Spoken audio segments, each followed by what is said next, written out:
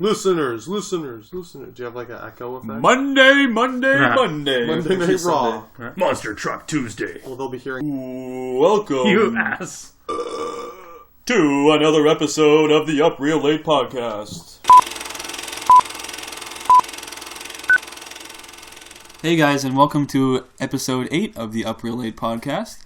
My name is Scott Ellis, and I'm joined here by Tim McGavick. Hey, I didn't realize you were actually starting. That was still thrown off. Yeah, it took a while to get that intro done. But also here, finally back from his, long-awaited return. Yes, today, guys, I've got to say thank you for postponing the podcast for a week. We're talking about Tyler. Yeah. Well, welcome back, Adam. Oh yeah. Sorry, yeah. I'm back again. but Tyler Svitalski is back, guys. Thank you. Round of applause. Round of applause. Thank you. So happy to have you back. I am so happy to have you. It means a lot to me. You guys have postponed it for a week. That way, we can all get back together and do it. It really it shows how dedicated we are to the group. Maintaining like that friendship. You guys did one with me, didn't you? You sure did, buddy. Motherfuckers. Sorry, bud. This is awkward now. Also here, Adam Freeney. Yeah, I am here, nursing a slight hangover, but I'm powering through for the listeners. Aren't we all? Yeah, We've all been there. We've all been there. So let's just run down a few of the topics we're going to talk about today on the podcast. As usual, we're going to talk about our movie that we last saw. And we're also going to do a review of a movie that came out last week, The Man From U.N.C.L.E. So, starring Henry Cavill, Armie Hammer. So we're going to get into that in a little bit. And we're also going to talk some news.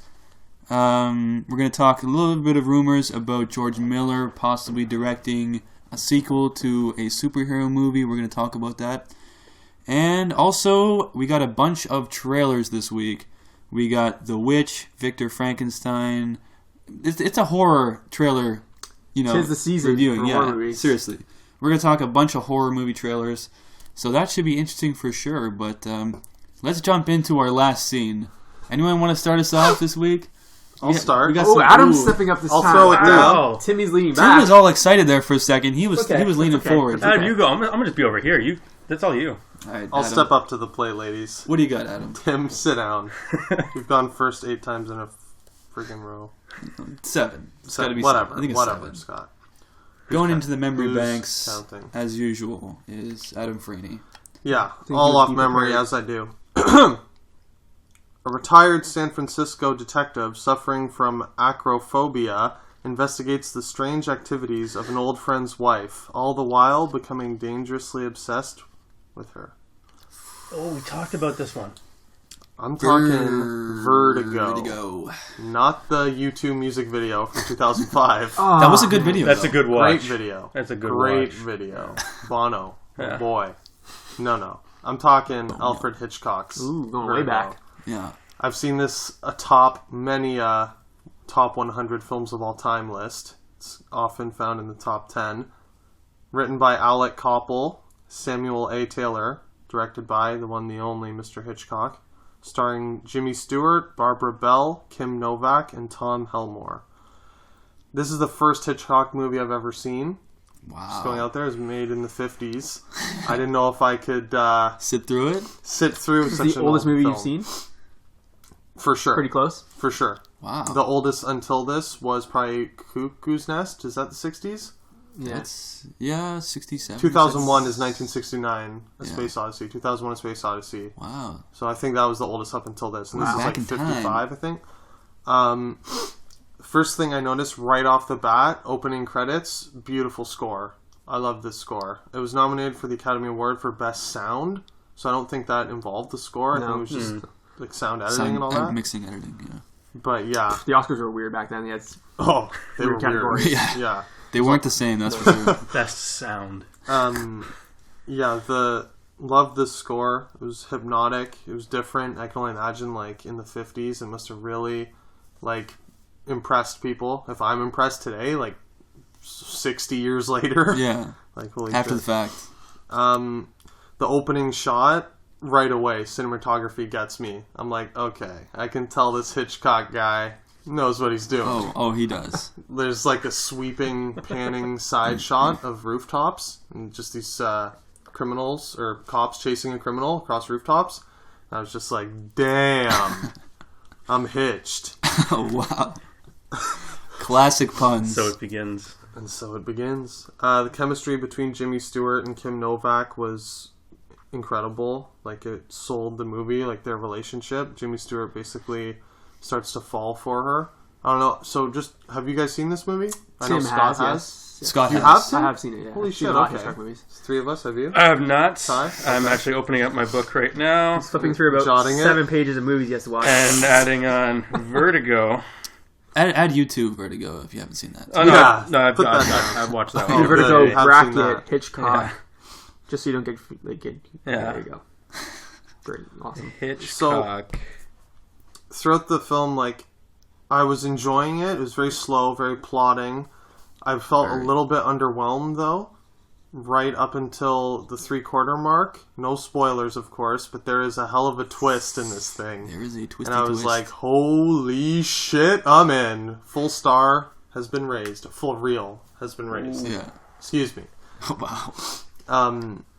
Yeah, so, again, like, the thing I loved so much was the twist, so it's hard to really get into the detail. I gotta see this again because I barely remember this movie. I saw this when I was like 13, 14. You don't remember the twist I'm talking about? I remember there's a twist, but I don't remember what it is specifically. Okay, well, and it's funny, it plays almost like a horror movie. I don't know if you guys Little bit, got yeah. that vibe. Like, it has that eerie, creepy... Something feels off. Yeah. It's like you're looking at a skewed image, and then after the twist, the whole puzzle just clicks into place, right? Yeah. Brilliant, just like Hitchcock, just brilliant. Brilliantly Hitchcockian. directed. It was very Hitchcockian, of Yes. course. Being a Hitchcock film. There's makes that. sense.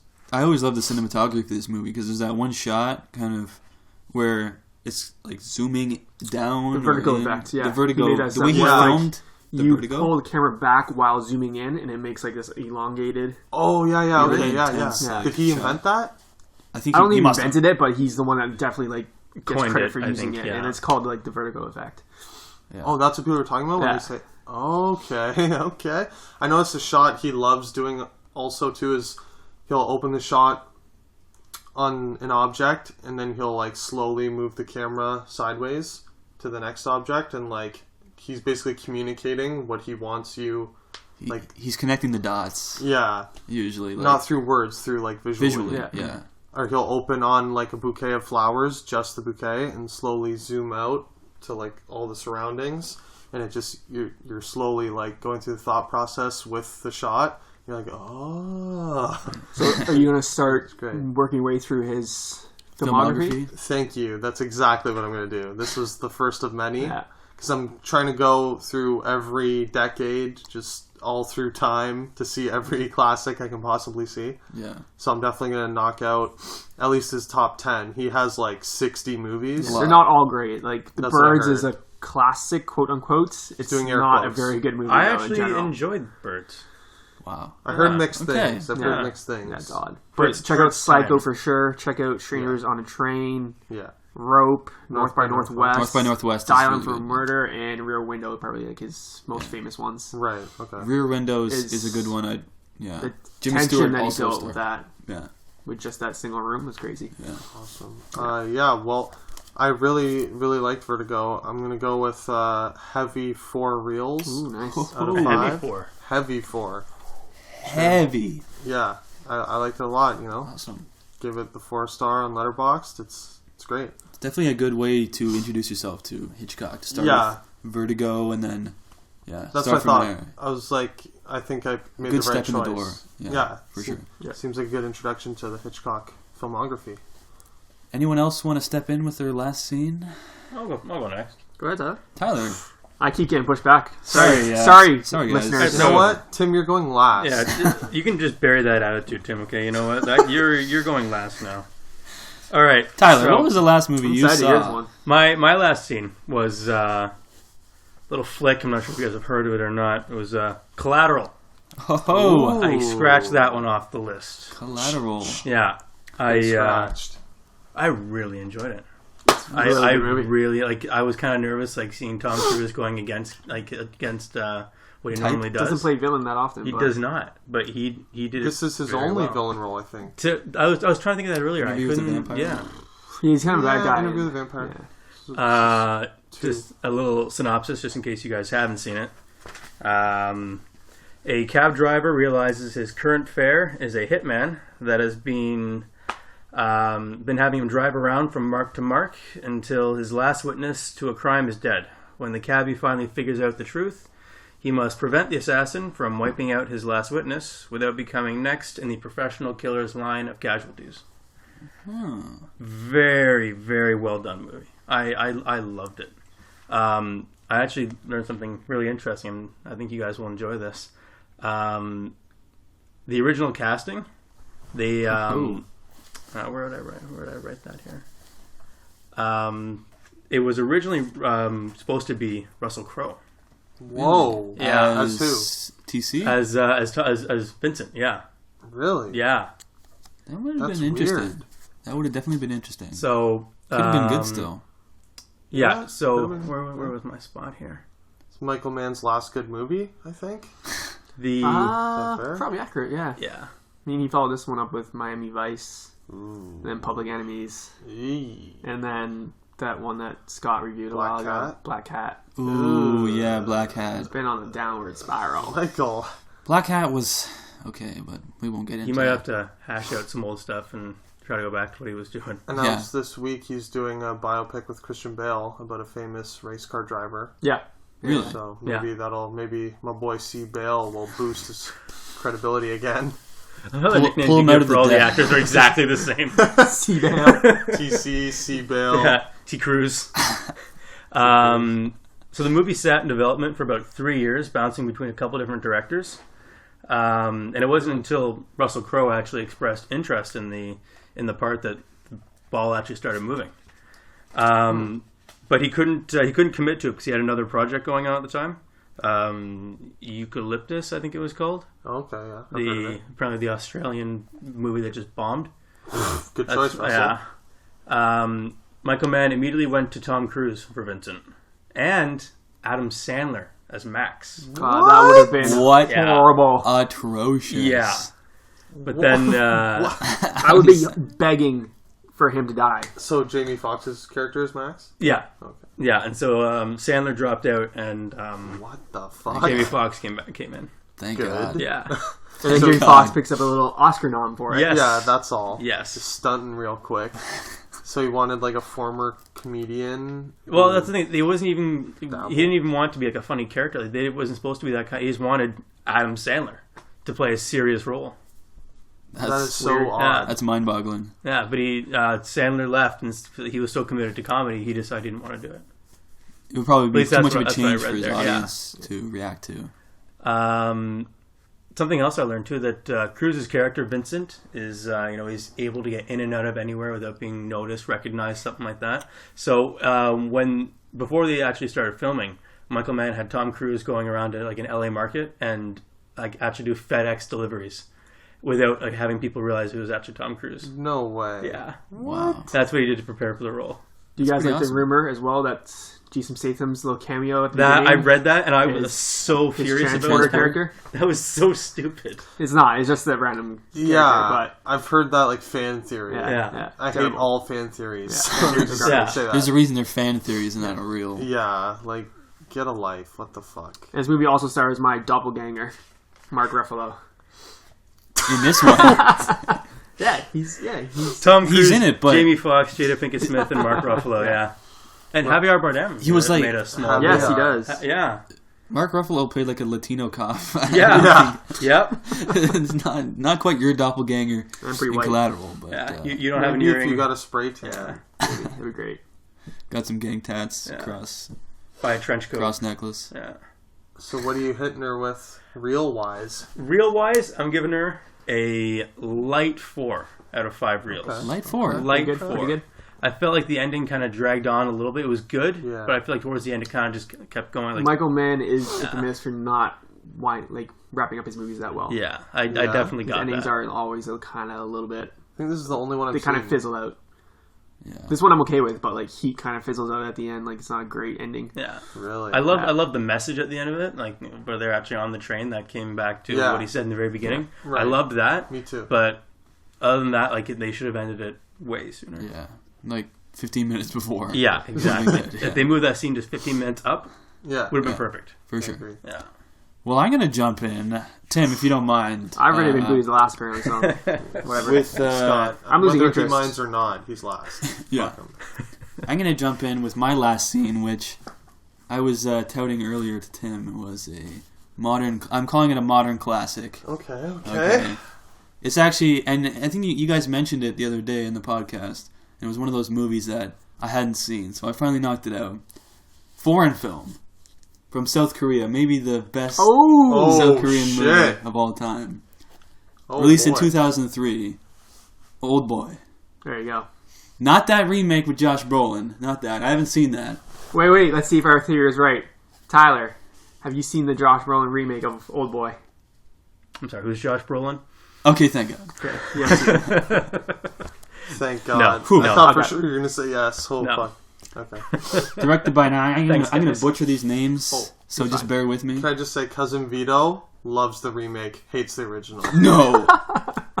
We have to meet Vito. Deal with it. Vito. We have to What's get him going on. on? Yeah. Vito will guest star He's on like this podcast. I told him he's like a supervillain.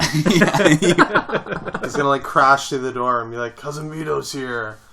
Vito Corp. AKA Anyway, like sorry. Corp. Sorry, continue, Scott. Directed by Park Chan-wook, starring Choi Min-sik, Yoo Ji-tae, and Kang Hye-jung. Nice. Wow. Nice So- pronunciation. Well done, Scott. That was tough, guys. So basically, the plot runs down a little bit like this. An average man is kidnapped and imprisoned in a shabby cell for 15 years without explanation. He is then released, equipped with money, a cell phone, expensive clothes, and basically he's trying to figure out what happened, who imprisoned him, why, what's going on, and it turns out that the guy who imprisoned him, there's more to it, so it's... I love this movie. It's one of those twists that does not go down well.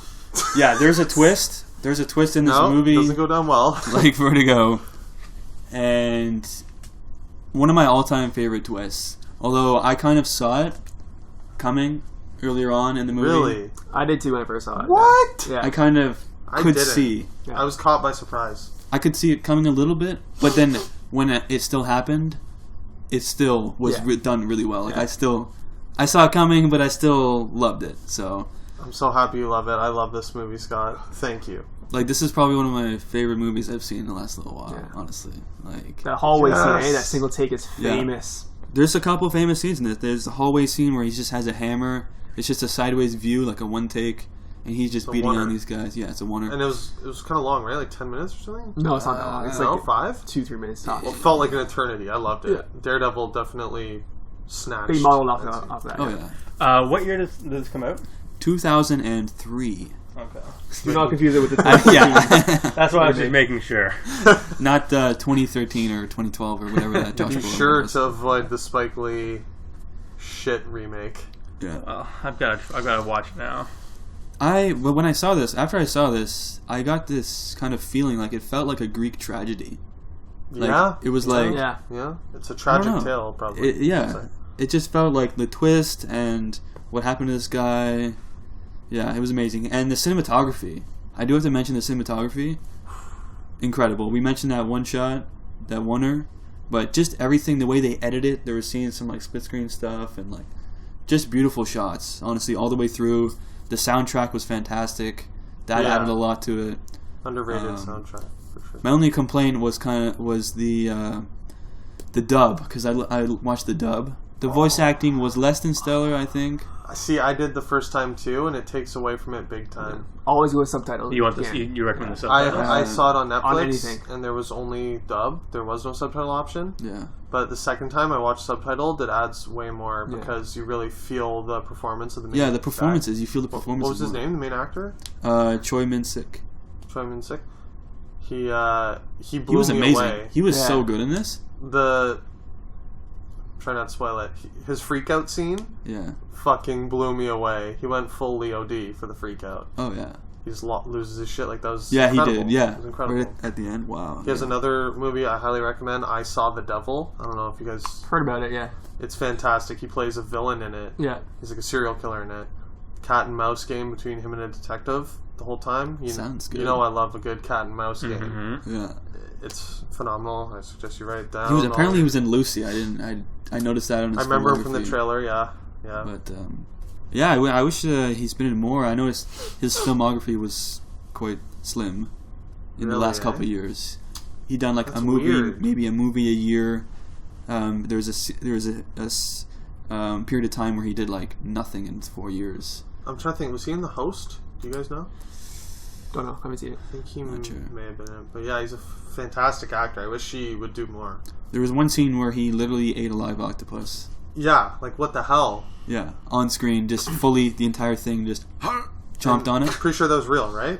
It had to be real for sure. 99%. I remember reading that he actually did it. Like insane.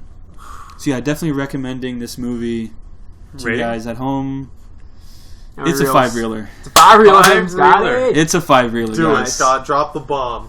It's got to be a Is 5-reeler. this Scott's first 5-reel? I think it is. Yeah, for sure. Damn. For sure. So, So- yeah, definitely recommend it for you guys at home. This So is a check it out. 5-reeler for me, too. I just want to say. So on that, let's move to our feature film while we're all here. Yeah, sorry, Tim. Maybe next time. Just cutting my part. Okay, that's fine, guys. Yeah. No, fine. Go ahead. We'll let you go. Okay, so my We'll let last you finish. scene, I finally finished off the filmography of Quentin Tarantino. Oh, Nice. Which movie do you guys think I hadn't seen? Well, Someone that no one has seen. you said Oh. Michael Keaton's in it. it's got to be so I Pulp know. Fiction, right? It's Jackie Brown. Yeah. So Oh, wow. Jackie Brown, 1997. This Pam one Grier. kind of eluded me. Written and directed by Quentin Tarantino, based on the book Rum Punch by Elmore Leonard. It's Tarantino's first and only adapted work. Okay, I just want to say that sounds like a better movie title. Rum Punch? Yeah. Yeah. That sounds awesome. Yeah. This I agree. movie stars Pam Grier, Robert Forster, Samuel L. Jackson, Michael Keaton, Bridget Fonda, Chris Tucker, and Robert De Niro. So, the plot, a flight attendant, Jackie Brown, played by Pam Grier, gets caught smuggling cash into L.A. for her boss, Samuel L. Jackson, by an ATF agent, played by Michael Keaton. Jackie makes a deal with the ATF to bring down her boss and enlists the help of bail bondsman Max Cherry, played by Robert Forster, to ensure the best possible end for herself. So, this movie pays homage to the blaxploitation films of the 70s, which Pam Grier starred in a lot of them herself. So pretty much was like highly violent, highly sexualized movies. And there's a lot of movies that Stereotypical. is stereotypical. It was like the only work Yeah. a lot of black actors could get at that time, unfortunately. It did have that 70s, like, It does. That's blaxploitation. yeah. He vibe. he does his homage mostly through the soundtrack, which Yeah. is highly like 70s like disco era kind of funk sounding songs, and also through the lead character Jackie Brown is Pam Grier. So was just Legendary. say that. Legendary. obviously it's going to be Just- referring back to that. Constantly having her there gives Yeah. it that vibe. Exactly. So this is his least violent film. Only 9 gunshots are fired throughout the whole thing, and most of it's like off screen too. Yet the movie still has that Tarantino-esque kind of tense built-in dialogue scenes. True. However, because it's an adapted screenplay, the story and characters do not jump off the screen like Colonel Hans Lando does, or Kelvin Candy, or Jules, or The Bride, or the Vega Brothers. They're really good characters, but they're not quite as original as his other ones. Iconic. Yeah. Yeah. Yeah, but it's not to say the performances aren't great. Like Pam Grier, she's strong, she's independent, she's awesome. Robert Forster is subtle and deliberate. He actually earned an Oscar for Best Supporting Actor for it. He won? One? No, he was Nominated? Earned an Oscar He nomination. was nominated. Yeah. Okay. The characters are kind of archetypes, but they're like playing aging ones. Like Mark Forster is like 50 in this movie. Yeah, I like that. Pam Grier's 50 as well, and they reference to how old they are, and they kind of talk briefly about what it's like to get old in their line of business. Awesome. The screenplay is pretty tight, but I think because it's adapted screenplay, he does get kind of handicapped, so there aren't as many Tarantino dialogue or like long dialogue scenes. And I think his voice gets kind of lost in stories, in a story and characters that aren't really his original works. But still, awesome movie. give it probably a light 4 out of 5. It's probably on the mid to lower range of his movies. He's only made like 8 movies, so this would probably be like 6 or 7 probably. Hateful Eight is the 8th. Yeah. Ones that he's actually directed. He also wrote a couple others that get credit towards him. But yeah, still enjoyable. I checked it out. That's a bit high for me. I don't love it. That's really high. I liked it. I didn't wander, like my eyes didn't wander away from it at all. Like it's shot really well and stuff. See, I noticed what you're saying. It reminds me of Insomnia. Remember last week I was saying I think this is Tarantino's Insomnia. Yeah. Because like it's the only one he didn't write. Yeah. Just like Nolan, that was the only one he didn't write, and he's kind of handcuffed. Yeah. Can't really use his voice, like you said. Yeah, exactly. Because I looked up the book briefly just to see how similar it was, or it is to the movie. Because I thought maybe he just like took some characters and stuff, but no, the plot's like identical. The only thing is beat for beat. It's pretty much like it mentions like he didn't change the names really. He only changed the name of Jackie Brown. She goes by a different name in the book, Jackie Burke, and she's white in the book, so he changed that to Pam Grier. Really? Yeah. But besides that, it's subtle like name Max, too. like Max Cherry is the same name, and Samuel L. Jackson character is the same name. So he seemed like he adapted it almost pretty well the same. So yeah, he does feel kind of handicapped. Loved Samuel L.'s Toronto Raptors bag. I laughed out loud at that. Really? He pulls out like a Raptors bag. I raised it a full reel. Just I think the Raptors have like just become a team, right? It's like it's like 97. And he was frequenting. He would frequent the games. They were like his favorite team for some reason. I don't know why. Hilarious. That's awesome. It was great. And De Niro plays this. Oh, I've been waiting for you to get to this. He is oh man, his performance was just funny. I mean, he said maybe weird. Like 5 or 6 lines. Yeah. Mostly just swearing and yelling. He's like getting high and stuff. He plays like a schlubby he just like pothead. mumbles his way through it. Yeah. Robert De Niro playing a pothead. What the fuck? He had a great scene in that parking lot. It was hilarious. I still haven't seen this movie. It's on my list. It's one of those movies that I'm, out of Tarantino's filmography that. Yeah, awesome. Yeah.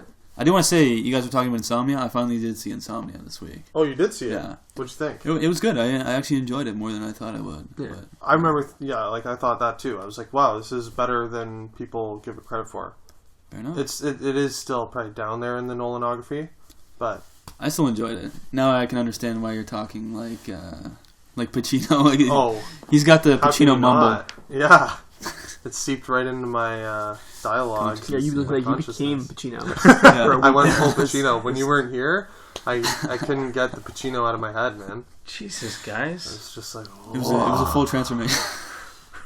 Goodbye, his necklace. That's all Adam's bits. Classic. And with that, I think we're going to move on into I'm not done talking about Jackie Brown. Let's really delve in. Wow. Why did he never work with De Niro again? No, go ahead, Scott. But yeah, let's move over to our review of the movie The Man From U.N.C.L.E, which came out August 14th, directed by Guy Ritchie, starring Henry Cavill, Armie Hammer, Alicia Vikander, Elizabeth Debicki, Hugh Grant, and Jared Harris also had small roles. And basically, it's the story of, it's set in the early 1960s, and CIA agent Napoleon Solo and KGB operative Ilya Kuryakin participate in a joint mission against a mysterious criminal organization which is working to proliferate nuclear weapons. So, yeah, based on a TV show of the same name in the 60s, same names of the characters, and they turned it into a movie. So, what do we think of this movie? Tim and Tyler just saw this movie a couple earlier in the night. Yeah. Adam, you had something to say there? I was just going to say I'll dive in. Dive in. Okay. Please. Where do I begin here? When this thing first came up, I remember the 4 of us were sitting in my basement. Mr. Switalski here flicked on a 5-minute extended Comic-Con trailer for this film. He was losing his shit. He was mesmerized. Right fired up. He was like in front of the TV like a foot away, just being like, oh my god, oh my god. Adam, play it again. Like a little kid on Christmas Day. I said, and I think you're sitting too close, your eyes are going to burn out. Do it again. He said, the day this comes out, we're doing an episode or I quit. Fuck you all. Those are his exact words. You can I quote might me be on paraphrasing. That was verbatim. And I remember thinking in my head, I'm not a huge fan of Guy Ritchie anymore. I didn't like the Sherlock movies. Love Swept Away with Madonna. That's his only good movie last decade. No, it's a piece of shit. Haven't liked him since Lock, Stock, and Snatch, which I really like both. It almost just gave me a stroke. Yeah, I thought you were not mention Snatch there. No, I love them both. So I'm watching this trailer and I'm like, ugh, I just don't know. Like, it has that, like, campy action Sherlock feel. I wasn't excited. I was like, okay, I'll do this as a favor for my boy Switty. We'll go see this thing, and I'll mumble my way, very bored, through the review. But I fucking love this movie. Awesome. I loved it. Nice. It was such a pleasant surprise. I don't know how you guys felt, but I'm just throwing my hat in the ring. Fucking boom. Loved it. I gotta jump in too, because I also love this movie. I feel like there are some kind of downsides to it, and we can get into later. That it's perfect in every way, Scott. No, there's some. I did have a little kind of thoughts of what didn't really work for me, but overall, I walked out of that theater thoroughly entertained. I laughed my ass off a lot in this movie too. There's a couple scenes that are hilarious. There was some really funny scenes. The comedic timing. Yeah. The comedic timing in this movie. Just give me a minute. Yeah. Seriously. And all turned on? Armie Hammer hasn't been doing so well with his choice of movie roles lately. We don't talk about that with Johnny Depp. We all know how that last movie did with Johnny Depp turned out. I've heard that movie is underrated. One of the worst Bonds. Have you guys heard this? No. I've heard it's actually like a pretty decent movie.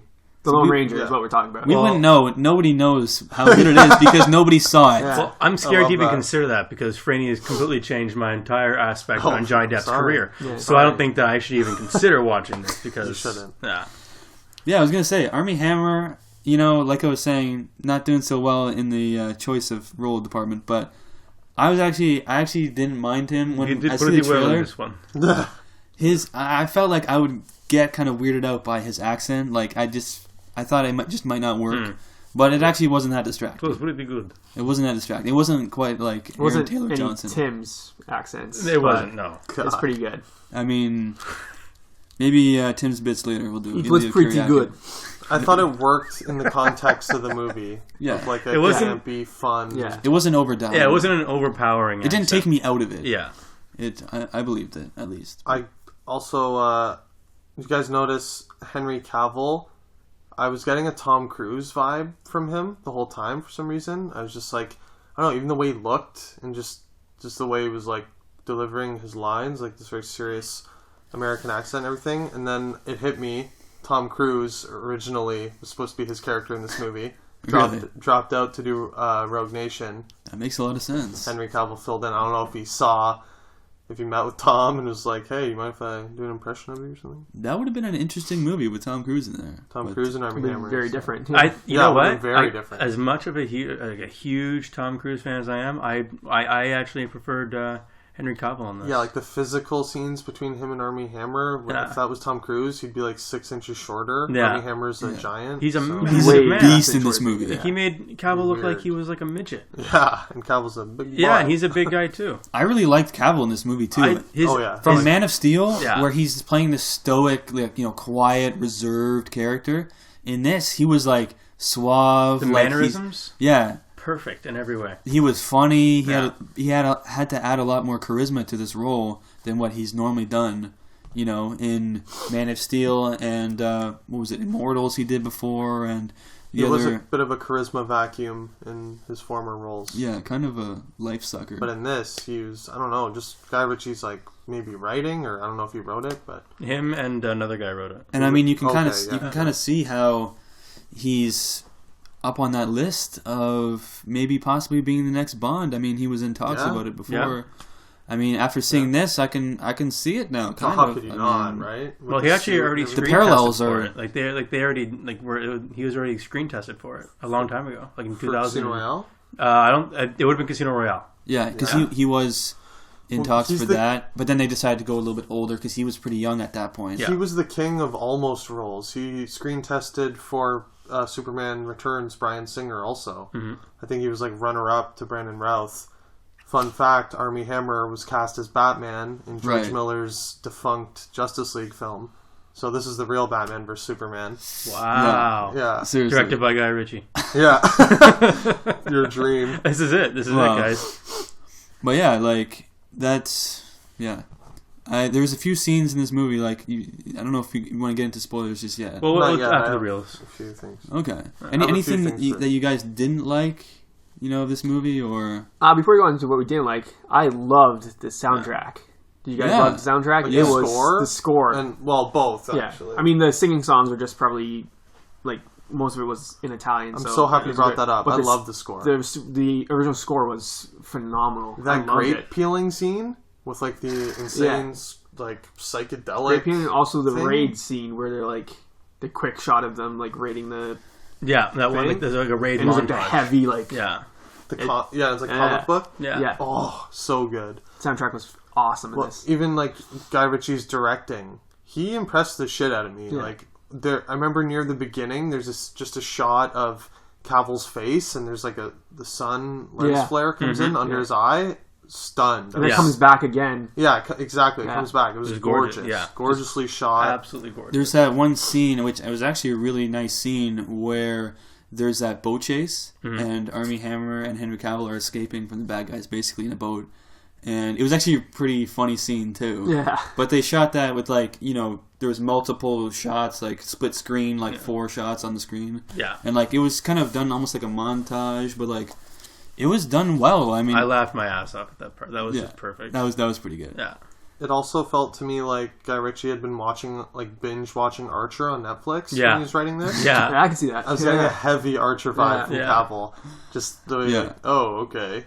Yeah. All turned on. Just like the way he was delivering his lines and everything. He did have a similar voice, similar Archer His voice. cadence of how he was talking. And even his look, with the gelled black hair, Yeah. kind of looked physically like Archer. Yeah. It was a very, very well done movie. If there is one negative, it's probably How dare you?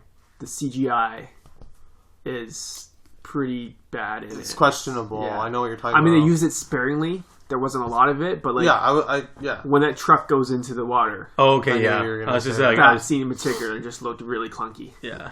A certain. Really? Yeah. Took me a second to realize what you're talking about. But How yeah, would you feel if I that remember was actually a real scene? Was that a real truck that went in? I mean, how hard would that be to film? Oh, yeah, exactly right. Yeah, it wouldn't be that difficult. 'Cause I'm trying to remember now how. I know it's the looked. car chase. The car chase uses a Definitely lot some of CGI. Yeah. Like when the car gets kind of when slugged. they're like, That I actually didn't mind. That one actually didn't look as bad when we just watched it. I didn't hate it. I'm like a stickler for bad CGI. Yeah. And I don't know. I Yeah. didn't. one- yeah, it didn't distract it a whole lot, but if everyone talks something bad about it, then that's one of the it's few there. things I have to say about it. I agree. A certain missile didn't Yeah. look 100%. Going back to the score, I've got to say that every time Guy Ritchie does a movie, it has that music. It's just it's a Guy Ritchie music. Like as soon as the first sound you hear with the opening credits of the movie, you go, Guy Ritchie. It's like the Sherlock theme. The Sherlock Yeah. theme is really good. It's like he's been walking around with a zip disc from his first movie he ever did, and he just pops in and just okay, we're going to use all these in my new movie. And it seems like it's all his music. You can tell it's him.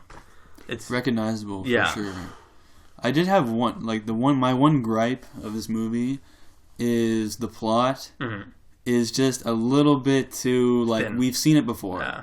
I mean, Yeah. when I read off the synopsis there, I mean, some agents team up to get the bad guys who got nukes in the 60s. I mean, how many times have you seen that? For me, I agree with you, but for me, it's forgiven from just the directing flair standpoint and the music.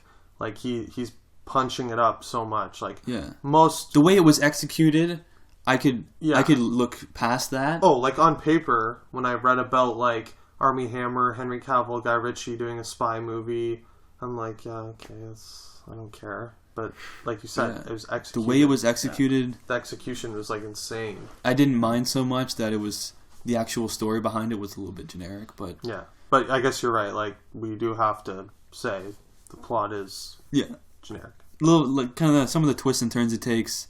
I could kind of see that coming.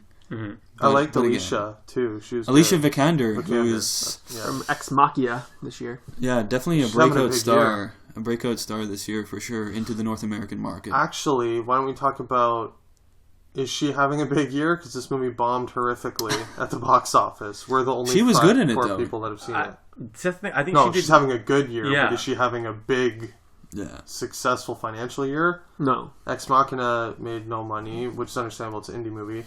This was supposed to be a blockbuster, bombed horrifically. Yeah. Well, give it more time. Like a lot of movies came out this. Like we've had like a couple that came out, right? So yeah, I think that Kingsman bombed opening weekend. It did. Went And- to make its money back huge. Yeah. So it's still rather new at the box office. It has time. So it's got more than enough time to pick back up. Yeah, so a budget of $75 million.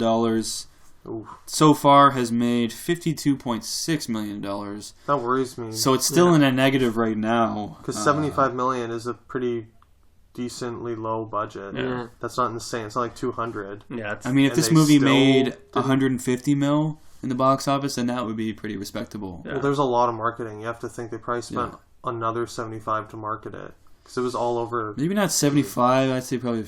Marketing's usually about 50, double the 40. budget for the movie.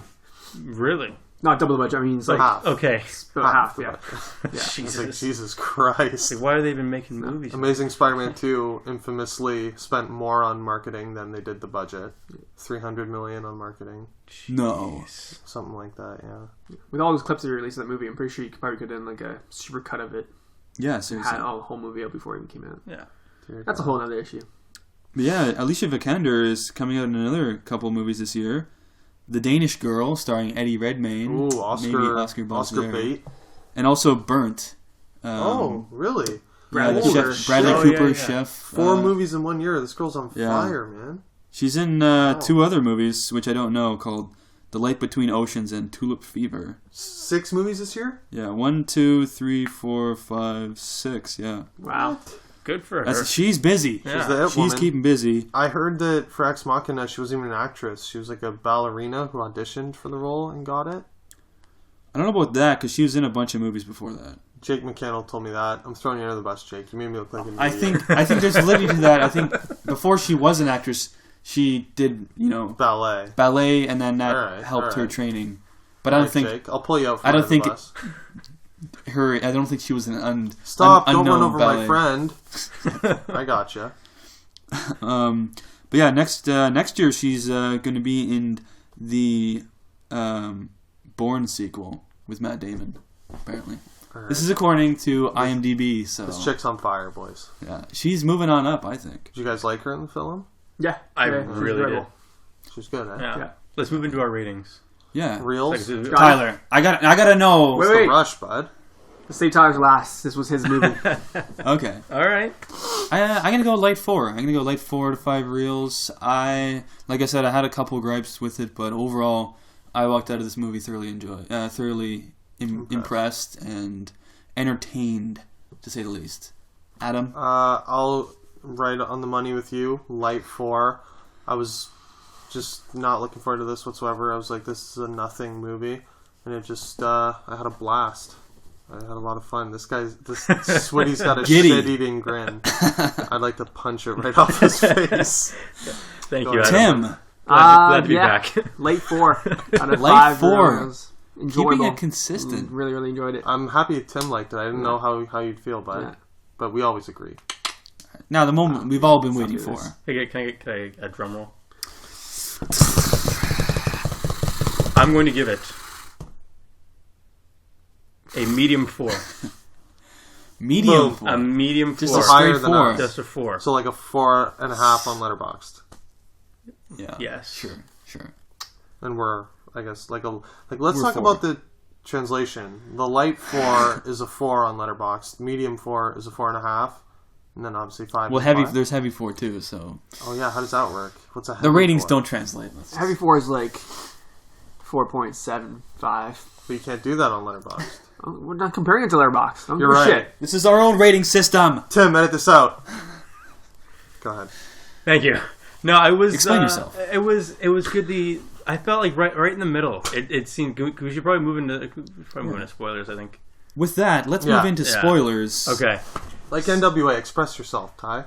Express yourself. No. So when it came right to the middle, it seemed like their mission, like it was so drawn, like it was drawn out. You know, like it seemed like they were trying to do this. No meat to it, or yeah, like they were trying to accomplish this one easy task of finding this guy, but it seems like they were just. It took forever to do. You know, like it was just like it felt. It didn't grab me in the middle. I kind of lost interest a little bit in the middle.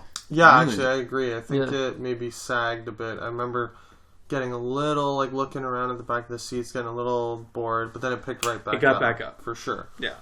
I love the guy from Inglourious Bastards in this. Yeah. I don't know his name, the grape peeler, I call him, because I've never seen anyone I couldn't peel a remember grape. what he was from. Oh, yeah. He played the minister of... Goebbels? Yeah, Goebbels. Yeah. Goebbels. He was fantastic. Amazingly directed. The one scene of him...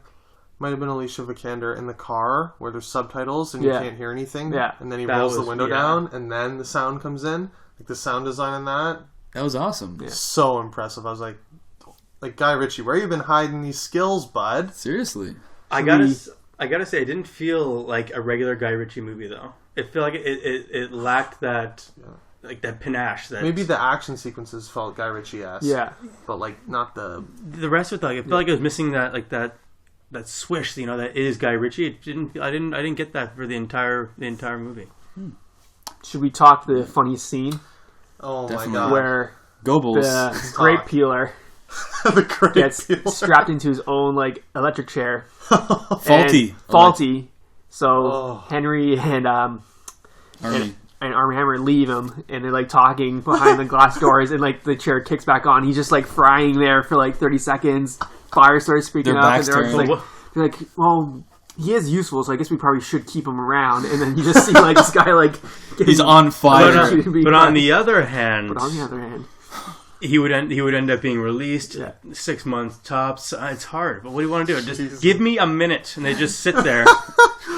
And all of a sudden, like their faces, like the reflection of the fire, their faces just go like a light tinge of red and orange. Yeah, it's just like, They look back over. Shit. I left my jacket in there. Loved it.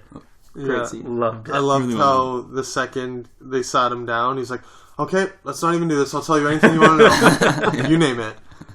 It's a little bitch. That's that moment where I was just dying. Yeah. I was just dying. Me and I Scott saw lost this thing, and we were like in tears. Yeah, I it was lost good. it.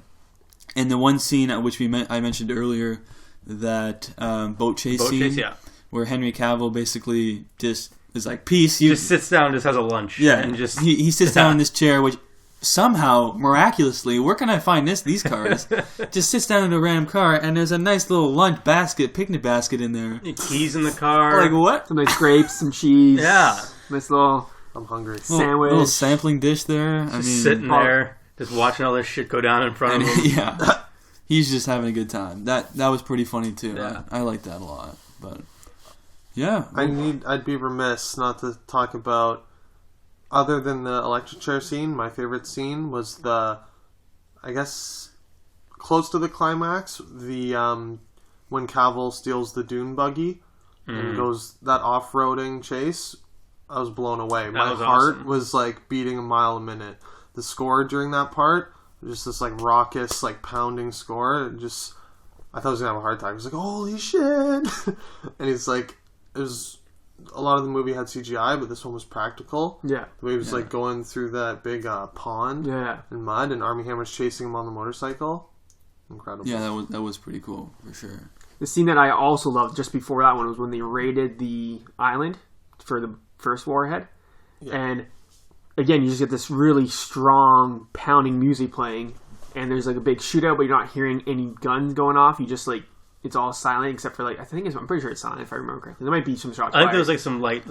They added some shots fired, but it's mostly silent with just this awesome song playing, and they're just like storming this. There's got like 4 cutscenes going on at the same time. You're just like watching this all happen, and then the music like stops, and you see Henry and Armie kind of infiltrate further in. They got sweet looking guns. Yeah, these skinny little like paintball looking guns. Yeah, right. Yeah, it's cool. Loved it. Yeah, there's another scene where Cavill basically was breaking into a vault. Yeah, that was great. And he's like, "Yeah, I totally got this. Like, I know exactly what this is. I got it. Like these vaults don't have alarms or anything. Like, we're good." The Model 7510 didn't have an alarm. Yeah, and then the alarm goes off. And they're like, yeah. "Oh damn!" And they're like, that kind of led into the boat chase scene Yeah. as well. So It I thought that was well done as well. It cracked me up at the beginning when Cavill was referring to Armie Hammer as it. Yeah. It tore the back off my car. Yeah. Hilarious. And that You should have seen this thing run. that reminded me of Tom Cruise too. It sounded like the Tom Cruise delivery when he does like comedy lines. Like the way you said that sounded like TC. Yeah. For sure. I did enjoy. I loved seeing Hugh Grant in this, but in my opinion, I think I blinked and missed him. that was it. He Underutilized. was not in this. Like I was expecting to go into this, and Hugh Grant was gonna be like, was their commanding officer? You know, he was in charge. But It would have been nice to have him in a few more scenes. I think that's what they were aiming for at the end. Like, they set up a sequel. they did. Clearly. That was you guys saw the credits. That but probably they won't be went happening with the performance of the movie so far with the box don't say that office. to me. Yeah. Yeah. Well, he's right. You guys are breaking. It's a little my heart disappointing. right now. Well, again, I gotta go back to Kingsman. They said this about Kingsman. That went on to make a lot of money. It had legs from the word of mouth buzz. That's true. Yeah, the first couple of weeks of Kingsman was a little bit slow. Then again, this doesn't have the word of mouth. This doesn't have that same buzz. Sitting it's on not 66% on Rotten Tomatoes. Yeah. So I'm expecting no one to listen to this podcast. Yeah, and this is gonna get 0 views. So That's unfortunate. I do want to mention Elizabeth Debicki as the villain. Did She you was guys like awesome. her? I liked her. She's pretty hot, by the way. I gotta say, she's good She's looking. taller than Henry Cavill. Is this She was. I noticed that. is this the woman The who was in blonde. the boat on the phone? Yeah. Yeah. And he's Yeah. He's like, how's this for entertainment? Or something Yeah. like that. Yeah. I was like, oh damn, Great they went scene. there. I was That like, was ruthless. Yeah. I remember leaning over to you and saying it was ruthless Ruthless. as fuck. Like Sounds I was like, wow. Ruthless. Fuck. Yeah. But yeah, she was good. She was actually, you guys remember Great Gatsby? She was actually in that. She was Very like forgettable. the friend. That's just It's your boy Leo. that's like the only other thing I recognized her from. But she was like I love the it. pro golfer Leo. friend. But yeah, she It's not she really was any good. bells. Yeah. I feel like the villain could have been stronger. Could have been a bit stronger role. It wasn't like I'll that agree. main antagonist really. the Yeah, time. you didn't really feel yeah. like she was a villain until like the end. You know, I think the until- main antagonist was them working together, trying Yeah. to work together, and trying to get Yeah. over that. I agree. That was kind of the main kind Well, of I was more obstacle for them. I was a lot more taken with the grape peeler Goebbels from Yeah. Glorious Yeah. Bastards. He was a cool character. For Or sure. maybe just the Yeah, it was a actor. creepy scene where he spun that light bulb, like flipping through the That was book very cool. of all like the torture he did during World War II. Yeah. And then a second later, he's like being a little bitch and like Yeah. selling everyone out. Yeah. So sorry, man. Tried to be badass, but it didn't work for very long. Cool effect though. The bulb, everything goes off, turns the bulb on, spinning around his head. Yeah. Very cool effect. I will say, being as impressed as I was with this movie, I'm now have an interest in King Arthur with Charlie Hunnam. My interest is at least intrigued. So you mean the one where they're like investing zero money into actors changing appearances and costume and whatnot? Yeah. They're taking him as he is in Sons of Anarchy and throwing him into a medieval movie? Yeah, you Yeah. gave him a sword. Okay, yeah. That one. Yeah. Yeah. The one that 2 episodes ago, when Scott announced it, I screamed, "Don't care!" I'm Now it's care. kind of care. Hope it does better than this movie did at the box office. Yeah, we'll see. I I mean, still hope. Because His if that track movie record. bombs, Guy Ritchie's gonna go back to Madonna music videos.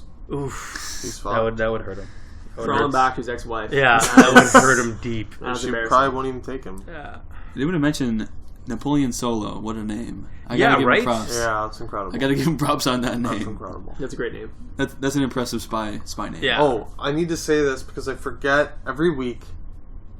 Are you just like loving life? Is this the best year of your life for film? Because it's a This spy is tsunami. pretty much You got it. Kingsman, you got Man from U.N.C.L.E, you got a Bond movie coming out Yeah. soon. Spectre. Rogue Nation. Rogue Nation, Nation. it's This just is 4 my spy year. movies in like 1 year. How This, you doing? This is my year. I haven't had to do cocaine at all this year. It's just been. It's been keeping the movies have been keeping. That's me high. been it. They've given you the rush. You They need. have. Good. This has been a very exciting year for T Swizzle.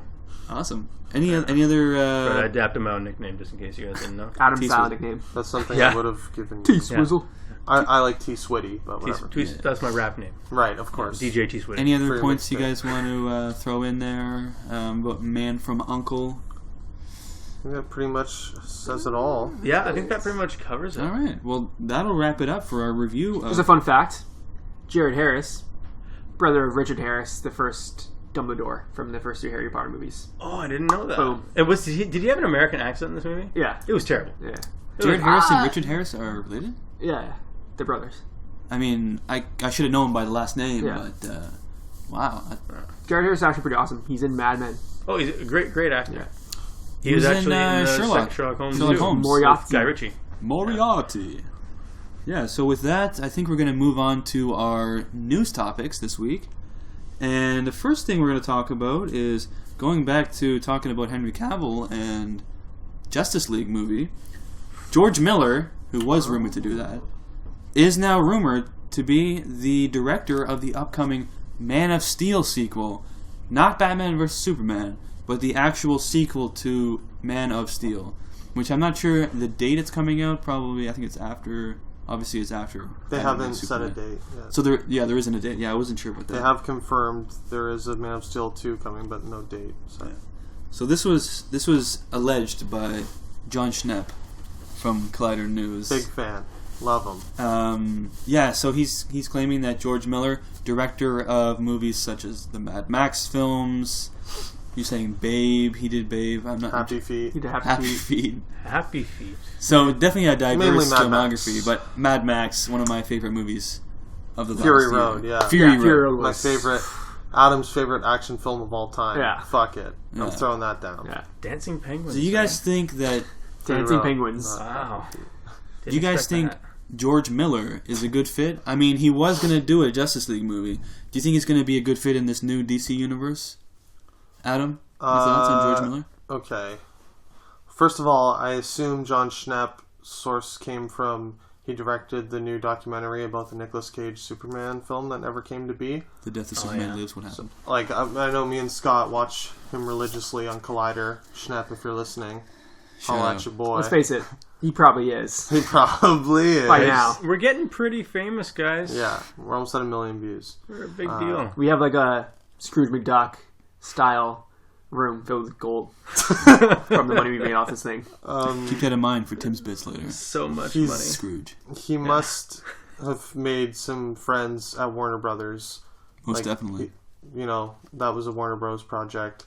So, as a fit, okay. I'm not gonna say I don't like it because the guy just directed my favorite action movie of all time. He can direct his ass off, especially for a 70-year-old man, 75-year-old man. Yeah. Do we know? It's just for the solo superhero films, I like a little more intimate, a little more story, more character development.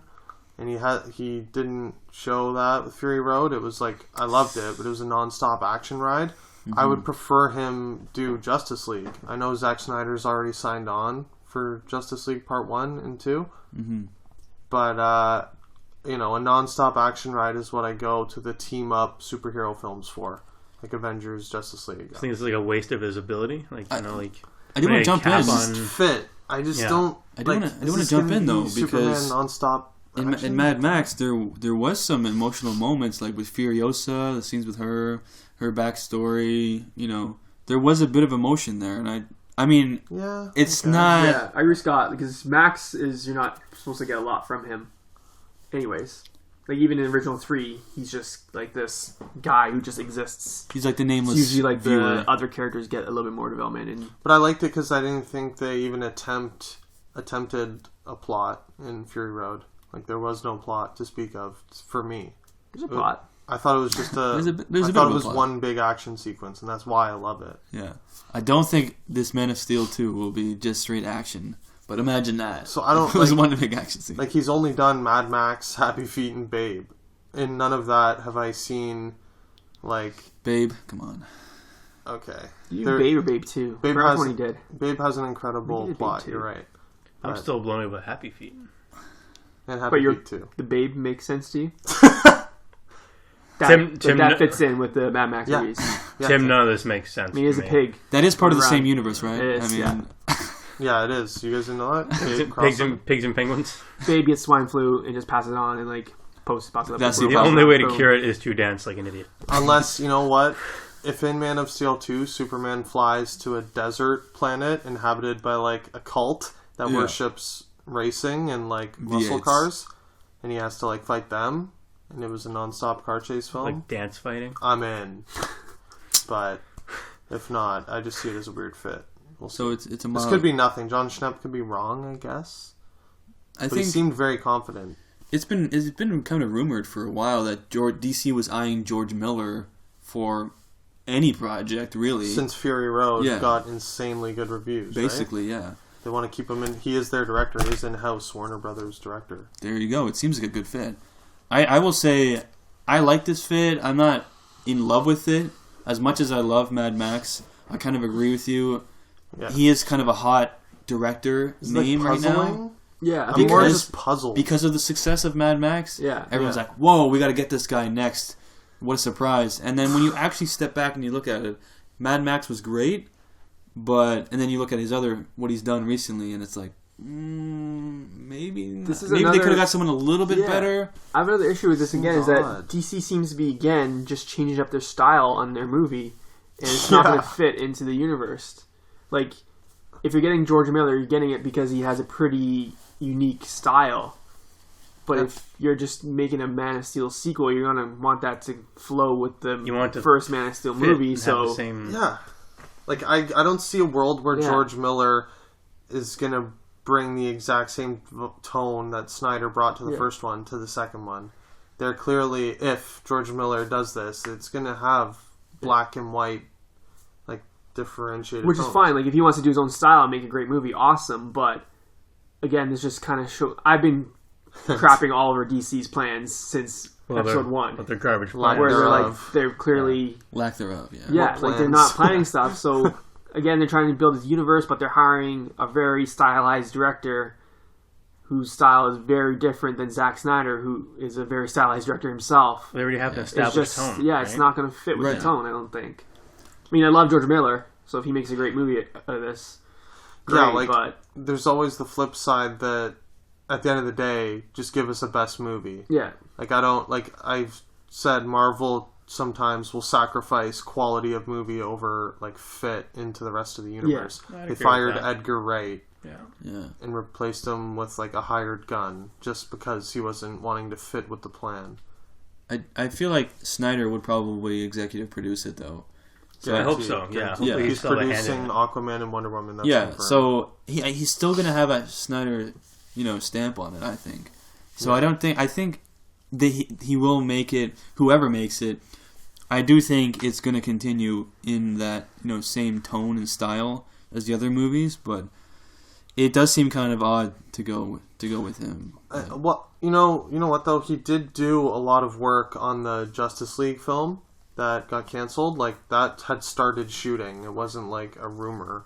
Mm-hmm. They had the cast, they had the costumes, the script finished, everything was ready to go. So I mean, he was like he would know the characters well. Like, he would know Superman, right? Most definitely. So we'll see. How do you feel? Well, it's Todd? canceled for a reason, right? You got to think about it like Yeah. that. It was So canceled for a reason. hopefully, if you can bring this to the table, hopefully again it will fit, but don't waste it. Like, he's got a chance to shoot a Superman movie. Let's see how he does. Like, you know what? I'd rather see a sequel to Fury Road. Oh, they're happening. which we're getting. He's 75 years old, so I like. Get on it. Yeah, he does. I don't know how many years he has Jump left. on that horse. I don't know Is if that he wants- horrible? Maybe a little bit. No, He'll survive. he'll survive. We hope. We'll see. I think with that, let's just switch over to a bunch of trailers that came out this week. Oof. A lot of Trailer trailers, a lot of horror trailers we're going to talk about. Not horribly. Not Halloween's horribly. Well, coming one's in pretty 2 months. horrible. Horrible amount of trailers. We'll get into it. First trailer we're going to talk about is the trailer for The Witch, which is a sort of... I don't even know what it's about. Obviously, it's about a witch. Probably, but it looks like what The Village could have been. could have been. This movie looks. It's set in the 1800s in, hilarious. it's got to be Massachusetts, early kind of pilgrims. There's this family clearly that have their own homestead. They're building a farm. some weird things start to happening. There's some weird goat or something. I don't know. The goat's pretty weird. Yeah, the goat jumping someone's scene. got to be possessed. There's a possession that's got to happen. The goat really freaks me out, guys. Bah. Like, he spoke to me like that. He looked at me and said, "Bah." I'm like, this goat's weird. I don't Very like it one bit. off-putting. Tyler, what do you think of this trailer? I thought it intrigued me because a lot of horror movies now, the trailers they're all cookie cutter. They're all exactly the same. To give you an example, me and Scott saw The Gift, and Scott was in hysterics laughing during every horror movie trailer because they just were identical. Yeah, so that's it. I agree, Tyler. They're all seeing cut the same. This one's so refreshing.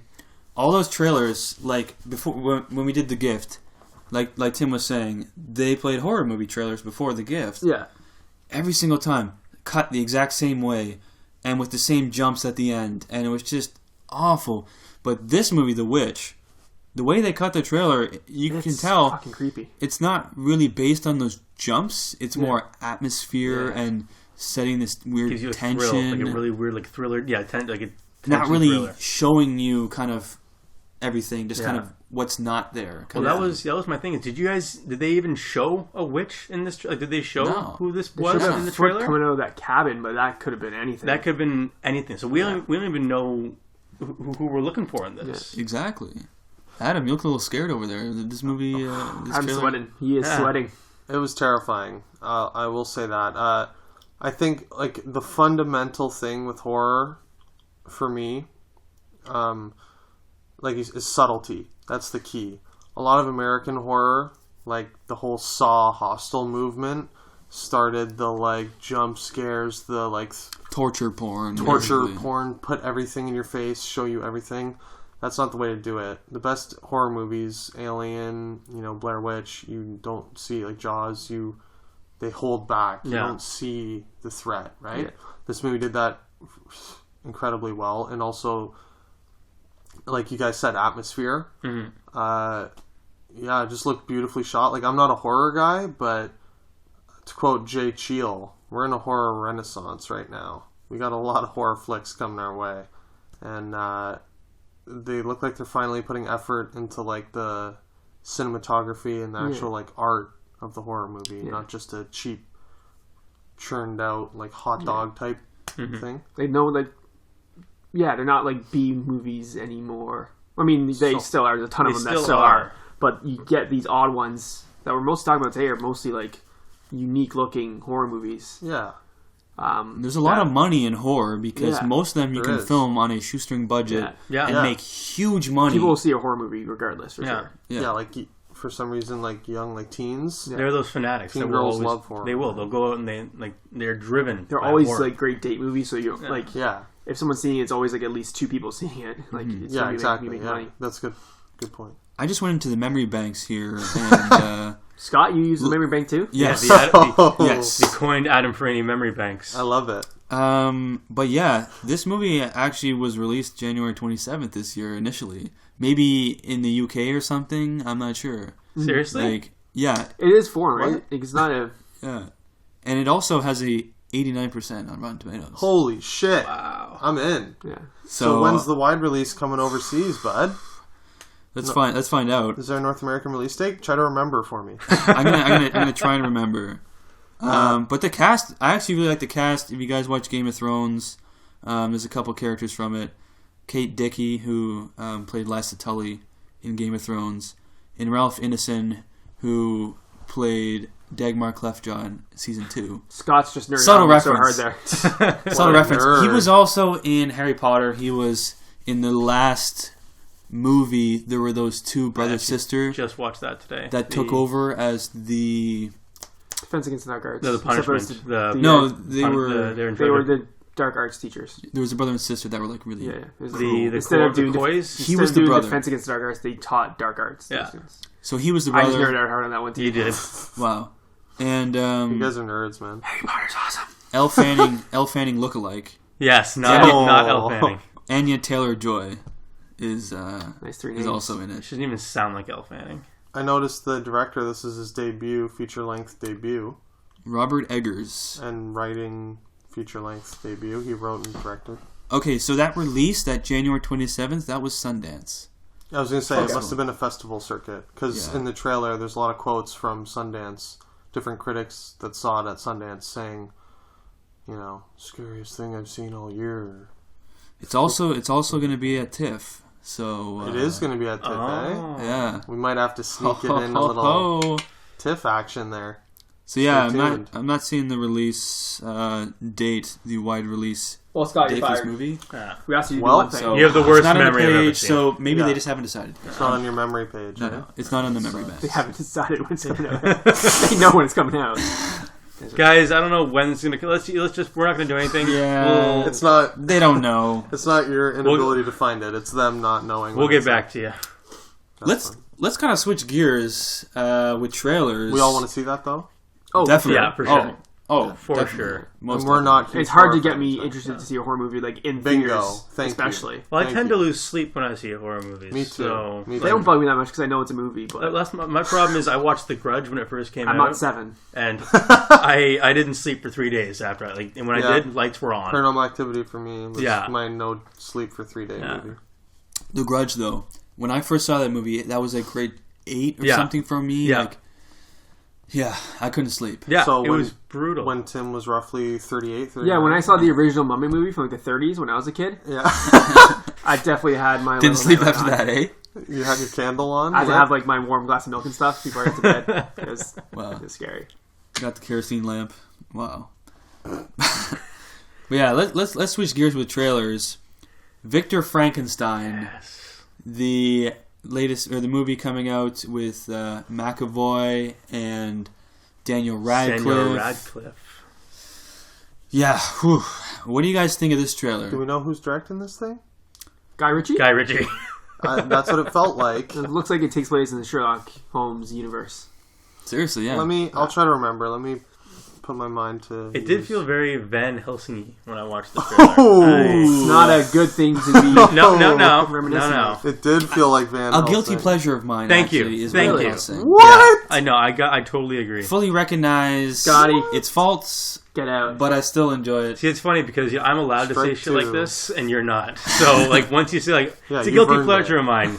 It's Scott, on the wall behind you. Scott, get out. Of my movies. You own it's it? there. What is I wrong with own you, Van man? Helsing. Okay. Yeah, I definitely got that vibe too. But it visually looked very similar to Van Helsing. Yeah.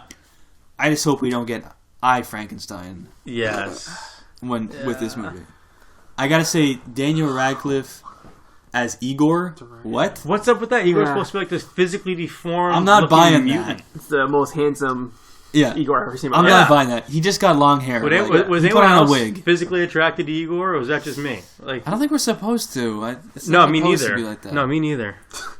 I feel like he could have gone a little bit more into it and just got completely go monster on it or I something. like the first 30 seconds of this trailer, and then it just went Yeah. off the rails quickly. Really? Well, Yeah. the CG looked kind of bad. I'm not. I gonna don't lie. like the trend of turning classic horror stuff into action movies. That's Yeah. what this looked like. You have that vampire Lincoln thing, whatever that was. Abraham It Lincoln has such an Vampire. action, like you said, Guy Ritchie vibe. Yeah.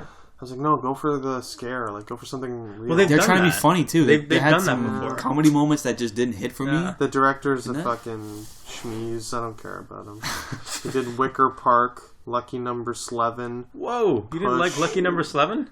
It's fine. It was alright. It's Look at was great. an amazing movie. Mr. Robert Forster is in that movie. That Okay, he so is. he Jackie has Brown. one movie that two guys I know think is great. What?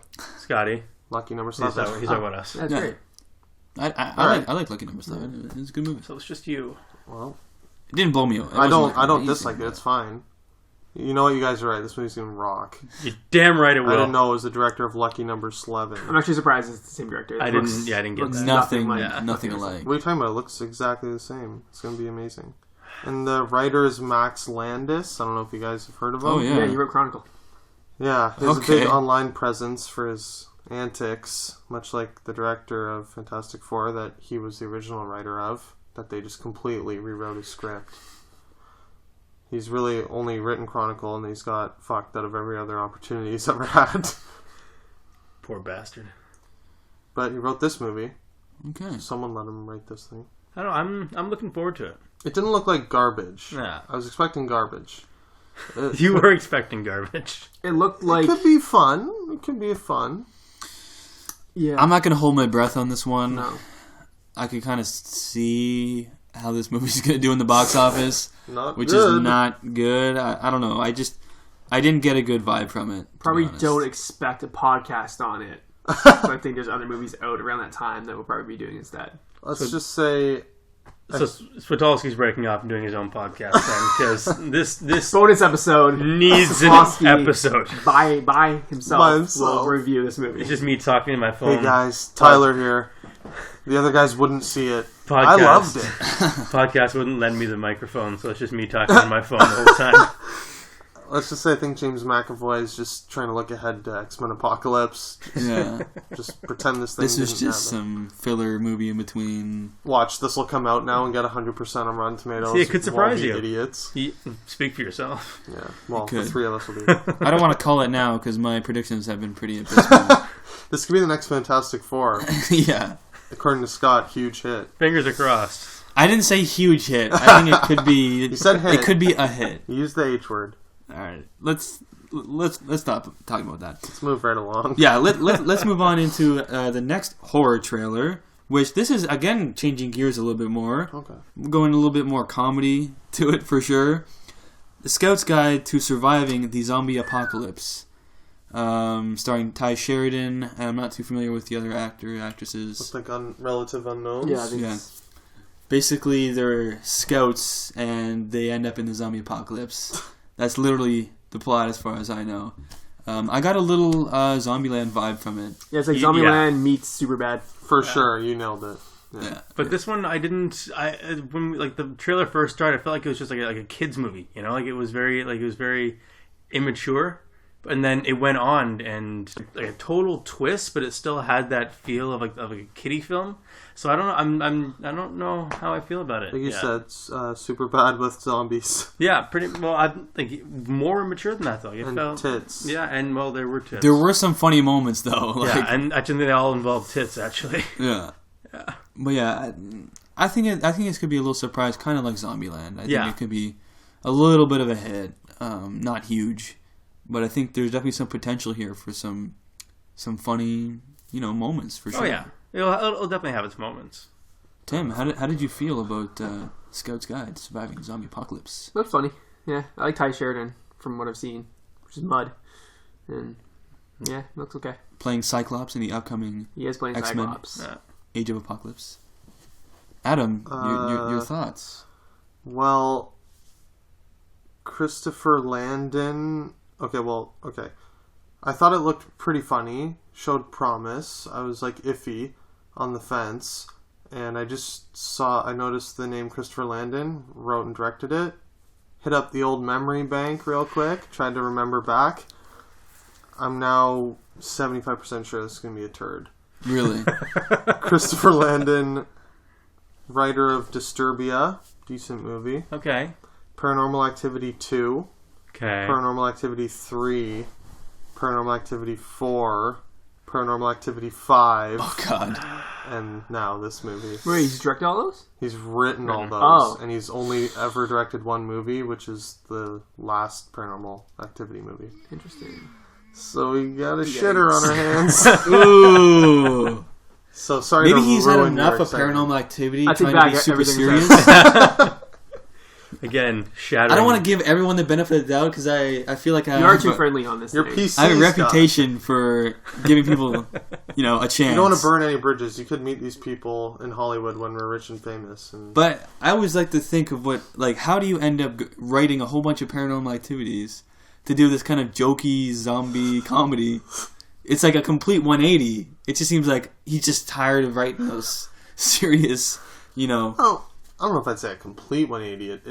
It still is in the horror vein. But it's pretty. I mean, it's a lot more comedy. I mean, there's no comedy really in the Paranormal Oh Activities. yeah. No, there's. Well, there actually Maybe was a it- little bit of jokiness. A little bit, Like, but just it got little- serious. Yeah, for This sure. is totally the They're not opposite. comedies. Yeah, for sure.